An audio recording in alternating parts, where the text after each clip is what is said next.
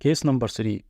A 7-year-old child known case bronchial asthma presented with cough and shortness of breath after exposure to fumes. He is too breathless to talk. Respiratory rate 42 and heart rate 145 and saturation 90%. Peak expiratory flu is 45%.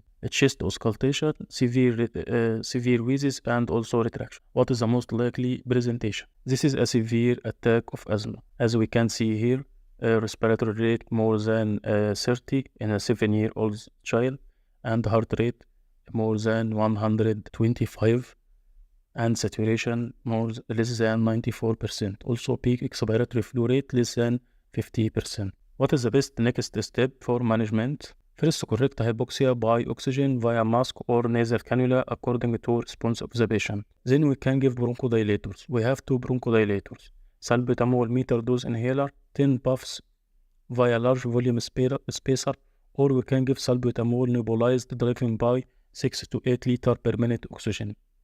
Also, we can give nebulized ipratropium of no improvement after salbutamol MDI or nebulizer. We will start oral prednisolone and continue after that, or if we can't give oral prednisolone, we can give IV hydrocortisone. If the patient improved, discharge criteria met, we can discharge the patient once daily oral prednisolone for 3 to 5 days and review long-term control for that patient.